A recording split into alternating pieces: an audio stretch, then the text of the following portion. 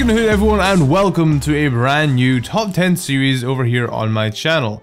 Top 10 injustices, where we will break down what we feel are the greatest injustices across many Pokemon categories such as Movepools, abilities, typings, and plenty more.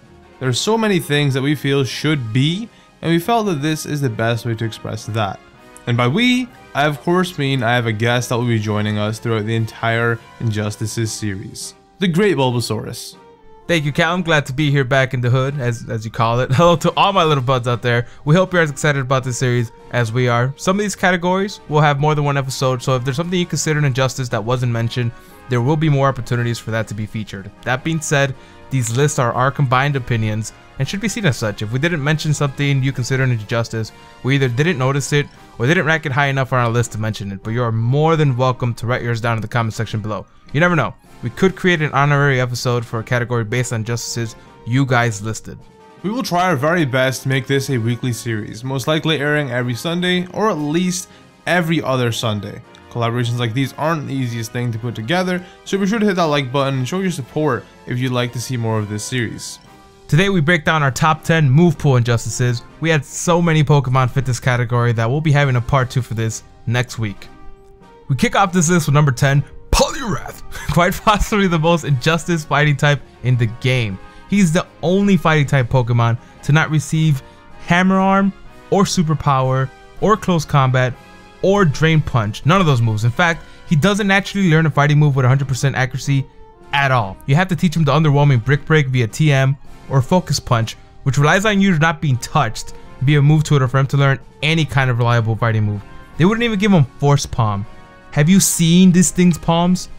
A moment of silence for my injustice brother Poliwrath. The first move pool injustice I'd like to discuss is Ampharos and its inability to learn Tail Glow. First of all, there's a fucking image right here of its tail glowing. What? I'd understand if it were one of those moves that was restricted to a specific type of Pokemon, but it's not. Tail Glow is a bug type move and it can be learned by Manaphy and Volby. But hold up, isn't the reason the lighthouse in Olivine City operational because of Ampharos' tail glowing? Like, it's Ampharos' job to glow his tail. I mean, I'm sure he's using Flash in the lighthouse, but his tail is where the light comes from like the move Flash. And both Manaphy and Volby, the only two Pokemon that can currently learn Tail Glow, can also learn Flash. And their tails aren't anywhere as near as cool as Ampharos's. This is one of those things that makes sense, and I'm sure Game Freak will make it happen eventually, just like Crunch Gyarados, but until then, it's a huge injustice and Ampharos deserves to learn Tail Glow, so make it happen, Game Freak. Do it. Make him broken. Coming in at number 8, we have Gengar, whose Pokemon Yellow Pokedex entry says that if you feel sudden chill, it's a Gengar close by and it may be trying to lay a curse on you. If that doesn't sound like a nasty plot, I don't know what is. Which brings us to its move pool injustice, not getting nasty plot. Look at this thing. Does this thing not look like something that is always plotting something nasty? You mean to tell me that this mean looking, sucker punching, paybacking, dream eating, dark pulsing, nightmaring, thiefing, infestating, tormenting, cursing, scary facing, perish singing, pain splitting little fucker isn't capable of conjuring up an evil plan? Let's set aside the fact that half of the Pokedex entries are pretty much descriptions of his nasty plots, or I guess of its nasty plots. This is one of the staples of the Pokemon franchise, and Game Freak has done a great job for the most part of making sure the staples don't have shortage of ways to get boosts. It would probably be a little overpowered, but that doesn't stop things like Mega Rayquaza from existing. Game Freak is not in the business of adding competitive balance to the game. That's a whole separate argument in itself. If there's ever a move that fits a Pokemon perfectly in the game and its appearance, it would be Nasty Plot for Gengar. While you're at it, add Aura Sphere so we can stop focus missing. But that's just me being greedy. At the number 7 spot, we have not only one but two Pokemon, same injustice. Blastoise and Torterra are the only Tauros Pokemon not to receive Shell Smash. Shuckle, Torkoal, Carcosa, they all get it. Lapras and Kabutops have shells too, and should get it as well, but it's harder to make a case for them. While we did notice nothing above base 70 speed receives Shell Smash, that would only disqualify Blastoise. Torterra would fit right in. And if Carcosa, another water type turtle, can have it, why not Blastoise? Its speed is still under 80, so it's not much faster than the rest. Not to mention, we did do some research into physical reasons Blastoise may not be able to learn the move. such as its shell is just way too sturdy to be broken. And we basically found out that Cloyster apparently has like the hardest shell like ever invented ever, and he even learns the move. Here's his dex entry. Its shell is extremely hard. It cannot be shattered even with a bomb. The shell opens only when it's attacking. Our number 6 Pokemon is Gyarados, who would be ranked higher if Game Freak hadn't decided to give it Crunch and Auras. It really is an injustice that it doesn't get Fly, that it hasn't been greenlit in almost 20 years. You could argue that it shouldn't be Water Flying in the first place, that it should maybe be Water Dragon, and while that could be a different type of injustice on its own, even that wouldn't be enough of a reason for me. Out of the 11 non-flying types that get Fly, only 3 aren't dragons. This includes Mew, who gets everything, and Genesect, who you could argue was engineered to have flight as an ability. And while you could say that Gyarados has never technically been shown flying in the anime, more so just floating in the air, it's not like it bounces around on land either. Its only flying move, Bounce, actually ties in more to Magikarp. There's a reason Bounce is the only move Magikarp can learn outside of a standard learn set. It is after all based on the Koi Carp myth, with the carps having to leap over a dragon's gate in order to become a dragon. Granted, Asian dragons tend to be a little more serpentine in nature and don't fly as often because they lack actual wings, but that doesn't stop the likes of Rayquaza from being able to learn it. And though they supposedly don't fly as often, most depictions do have them in the air. In 5th place we have Garchomp. Just by saying his name, I assume 90% of you think this is going to be about Dragon Dance. Well, you're wrong. Today we'll be discussing why Garchomp doesn't know how to use Fly or Extreme Speed. The first thing I'd like to bring up is that there are images of Garchomp flying in the anime, so I'm just really confused as to how Garchomp can receive Fly in game. I don't really know what's up with this Pokemon. It can't even learn Earthquake by level up. Anyways, that's not all we have. Pretty much every single one of his Pokédex descriptions says that it can fly. From Diamond, when it folds up its body and extends its wings, it looks like a jet plane. It flies at sonic speed. From Pearl, it flies at speeds equal to a jet fighter plane. It never allows prey to escape. From Heart Gold Soul Silver, its body is covered in fine scales that reduce drag, enabling it to fly at high speeds. I think you get the idea. Oh, it don't even try to fight with, well, maybe Garchomp can fly, but not while carrying someone. Because if Pidgey can do that shit and he's only 1 foot tall, I don't want to hear nothing about Garchomp not being able to carry someone. And what's with all this talk about flying at sonic speed, high speed, equal speeds to a jet plane? Sounds to me as if he should receive extreme speed just because of that. Fury Cutter, Fury Swipes, False Swipe, Metal Claw, Crush Claw, Slash, Night Slash. These are just a handful of the slashy moves that our number 4 Pokemon on the list, Zangoose, gets. I didn't even mention Scratch, X-Scissor, Razor Wind. It gets all these sharp cutting moves in its arsenal, but not Cut. Cut, a normal type attack, used for cutting small bushes. Can't be learned by a normal type slasher who is such a master of it. He has 10 different ways of executing the art. From the Heart Gold Soul Silver Pokédex entry, its sharp claws tear up its foes. It can tear up its foes to pieces, but can't cut through twigs? Game Freak. Game Freak, why? Getting closer to number 1, in 3rd place we have Heliolisk. I do have a lot to talk about here, so be prepared. And it's all because for some reason Heliolisk doesn't learn Solar Beam. Not talking about why he should get it, but you know why it'd be useful right now. Heliolisk could be a nice addition to a sun-based team with Solar Beam in his arsenal. He's already a fast Pokemon, so he could outspeed and take out a lot of ground/rock type Pokemon he might not usually get around as easily.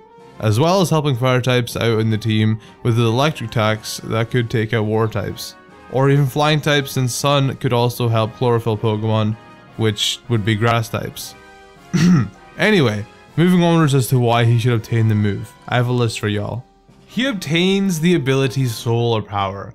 Every other Pokemon that has Solar Power gets Solar Beam. It should have been a given that he would receive Solar Beam. You still not happy? His English name is based off the ancient Greek god of the sun, Helios. And the second half of his name, besides being based off Basilisk, could be a reference to Obelisk, which is an ancient Egyptian monument which represented a ray of sunlight. If you didn't notice, when his frill fully expands, it looks like the sun. He just so happens to be the only non-grass type Pokemon to evolve with the Sunstone. And what the fuck does the sun point to? Solar beam. Solar powered beam. The beam is powered from the sun.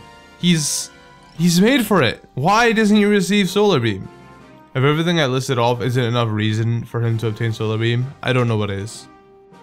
At the number 2 slot, we have the sleeping Pokemon Snorlax, ironically with 2 move pool injustices in Slack Off and Explosion. Not that Slack Off needs much explanation, but I'll lay it out for you anyways. I direct you to Snorlax's Pokedex entries for red and blue. Very lazy, just eats and sleeps. As its rotund bulk builds, it becomes steadily more slothful. I shouldn't have to use the word slothful to illustrate how much this dude slacks off. Not to mention the only sloth-based Pokemon all carry the move. Need a little more? I'll give you the Pokedex entry from Pokemon Platinum. When its belly is full, it becomes too lethargic to even lift a finger, so it is safe to bounce on its belly. Lethargic is just another word for sluggish, or something that's slacking. I think you get it. It's not like Game Freak is trying to keep under control how many Pokemon get Explosion either. In fact, there are 29 Pokemon that get Explosion that don't even get self-destruct. Licky Licky, another normal type on the heavy side, gets Explosion despite the fact that it, nor Licky Tongue, get self-destruct. Oh well. And finally, the biggest injustice of all.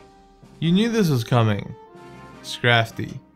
When it comes to move pool, Scrafty's been screwed over twice. Scrafty doesn't have access to either Sucker Punch nor Gunk Shot. Since it isn't as obvious as to why Scrafty should obtain Gunk Shot, let's get that out of the way first. Let's begin by looking at his Pokedex entry.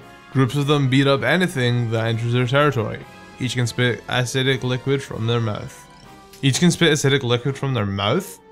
We can only assume that's poison, right? Okay, so first thing to keep in mind is that the Dex entry says that they spit the acidic liquid. So even though he does learn Poison Jab, it isn't quite what we're looking for. That's a contact move. Scrafty learns Sludge Bomb already, which is special attacking, so it isn't really any use to him. So the only other relevant non-contact move that does physical damage that is a poison type would be Gunk Shot. It only makes sense for him to obtain the move, and it would benefit him greatly, because in 6th generation they added a fairy type which just so happens to be 4 times super effective towards him, and I personally believe he deserves something to help tackle him a bit better.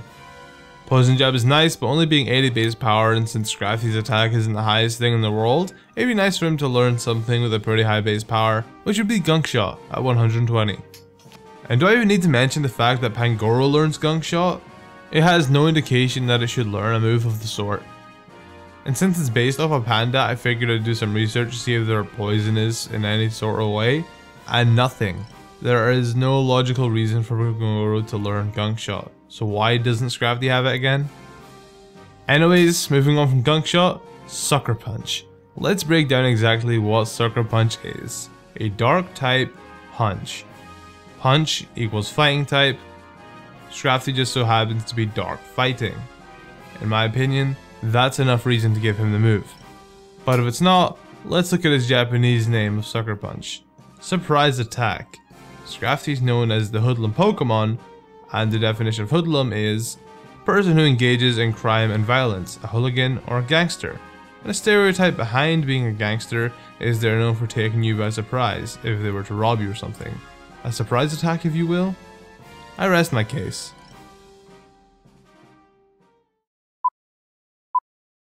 Thank you for joining us in the first episode of our Top 10 Injustices series. We're very excited about this series, and there's so much more categories we plan on diving into, such as abilities, game mechanics, and maybe even the anime. Me and Pedro work really hard on researching for this series, and we'll do our best to provide this every Sunday, so be sure to hit that like button to show your support, and of course, check out Pedro's channel. A link to that will be down below for more unique Pokemon content.